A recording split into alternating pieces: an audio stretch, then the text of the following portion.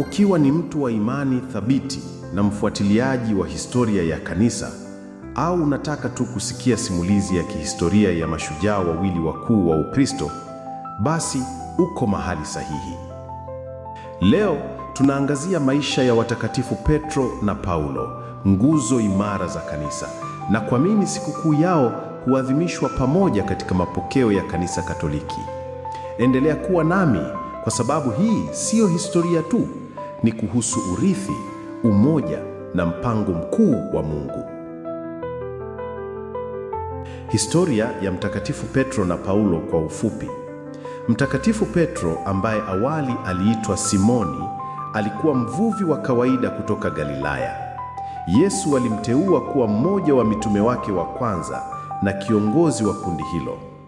Petro alikuwa mtu wa hisia kali, jasiri lakini pia dhaifu. Aliona Yesu akigeuka sura mlimani, alitembea juu ya maji ingawa kidogo, na hata hivyo alimkana Yesu mara 3.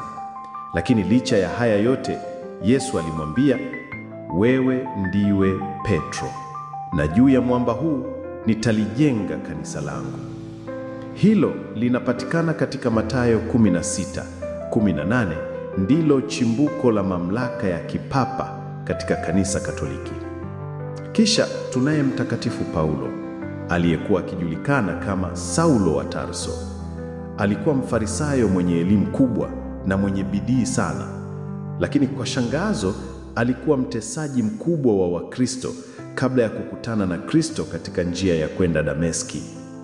Alipoangushwa na mwanga mkali kutoka mbinguni na kusikia sauti ya Yesu, maisha yake yalibadilika kabisa.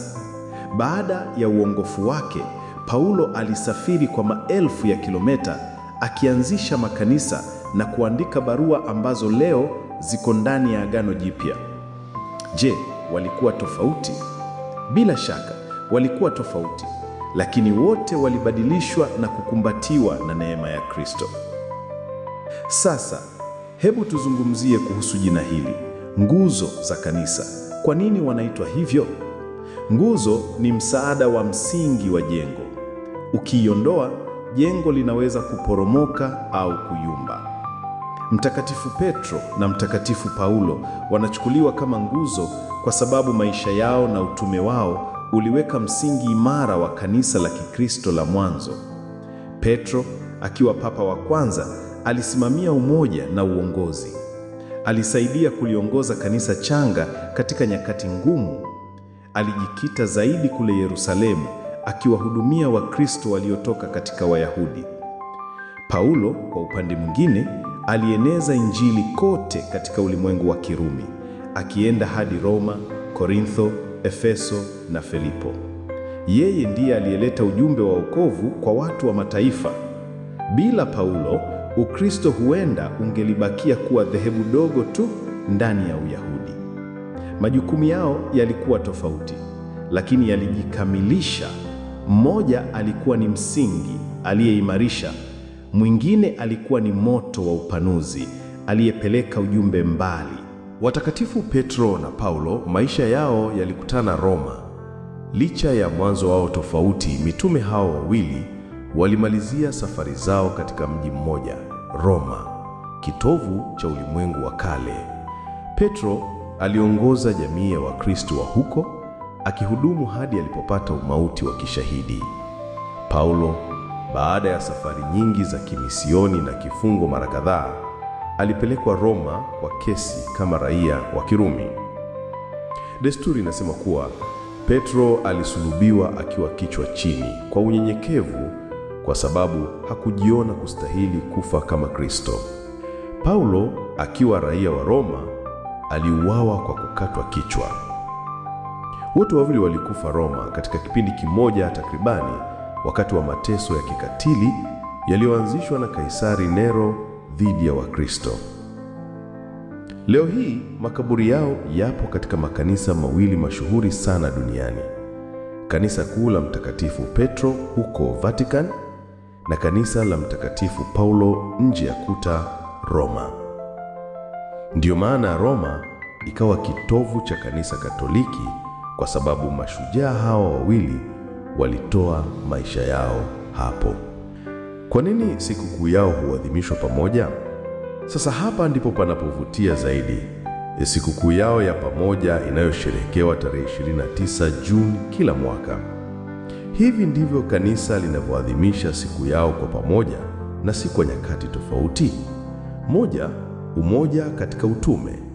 Ingawa walikuwa ruzana mara moja kama tunavyosoma katika Wagalatia 2, tofauti zao hazikuwatenganisha. Walimpenda Bwana mmoja na kutumikia kusudi moja. 2, umoja katika kifo. Wote walifia Roma kwa ajili ya imani yao, na damu yao ilikuwa muhuri wa ushuhuda wao. Kusherehekea pamoja hutukumbusha kuwa umoja halisi hujengwa kwa kujitoa, si kwa starehe. 3, mtazamo kamili wa kanisa. Petro alizingatia uthabiti na mapokeo. Paulo aliongozwa na utume na mafundisho. Pamoja wanatupa picha kamili ya kanisa, la ndani na la kimataifa, lenye muundo na lenye mwamko wa kimisionari. Kanisa linawaheshimu pamoja kama kielelezo cha umoja katika tofauti ambacho ulimwengu wetu wa sasa unakihitaji kwa dhati. Mafundisho kwa nyakati zetu. Hebu turudi kwetu sasa. Wewe na mimi tunaweza kujifunza nini kutoka kwa watakatifu Petro na Paulo? Hakuna aliye mbali sana na neema ya Mungu. Petro alimkana Yesu. Paulo aliwatesa wafuasi wake, lakini wote walikuja kuwa watakatifu. Kila mmoja ana wito wake. Petro aliitwa kuongoza, Paulo aliitwa kuhubiri, na wewe umeitwa kufanya nini? Na sisi tote ni sehemu ya jambo kubwa. Kanisa ni la ulimwengu mzima. Tunaunganishwa si kwa kufanana, bali kwa imani yetu pamoja kwa Kristo. Na labda muhimu zaidi, sote tunaalikwa kuwa nguzo za kisasa za imani, kusimamia ukweli, kuhudumu kwa upendo na kuendeleza mwenge wa Injili kwa kizazi kijacho. Watakatifu Petro na Paulo wanatufundisha kuwa kanisa halikujengwa juu ya ukamilifu, bali juu ya neema. Ikiwa watu wawili waliokuwa na dosa kama hawa waliweza kuitikisa dunia kwa habari njema, basi na sisi tunaweza. Kama ujumbe huu umekugusa, msaidie mwingine kwa kushiriki naye video hii, na usisahau kujiunga na channel T kwa kusubscribe ili kupata mafundisho mengine ya kina kuhusu imani na historia ya kanisa.